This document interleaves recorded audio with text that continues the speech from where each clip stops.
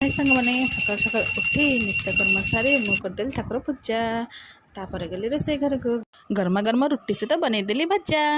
ଗୁନୁ କହିଲା ମୁଁ କରିବି ରୁଟି, ଦେଇଦେଲି ତାକୁ ଅଟା ପାଇଁ ଦେଖୁନାହାନ୍ତି ହଉଛି ସେ କେତେ ଖୁସି। ସମୟ ହେଇଛି 7:15।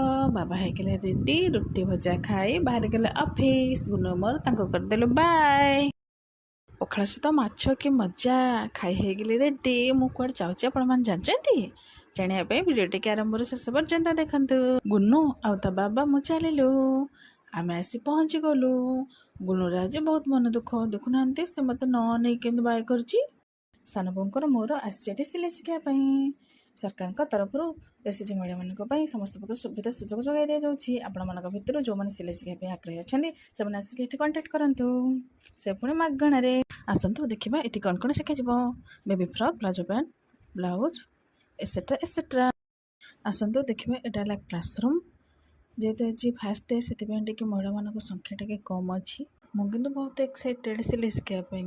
ଦେଖୁନାହାନ୍ତି ଏଇଟା ହେଲା ପ୍ରାକ୍ଟିସ୍ ରୁମ୍। ଯିଏ ଯାହାର ପ୍ରାକ୍ଟିସ୍ କରିବାରେ ବ୍ୟସ୍ତ ଅଛନ୍ତି, ମୁଁ କିନ୍ତୁ ଭିଡ଼ିଓ କରିବାରେ ବ୍ୟସ୍ତ ଅଛି।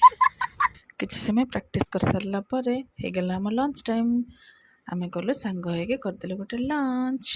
ଓହୋ କି ଶାନ୍ତି। ଯେହେତୁ ଆମର ଫାର୍ଷ୍ଟ ଡେ ଆମେ ଚାଲିଲୁ ଘରକୁ। ଭିଡ଼ିଓଟି କେମିତି ଲାଗିଲା?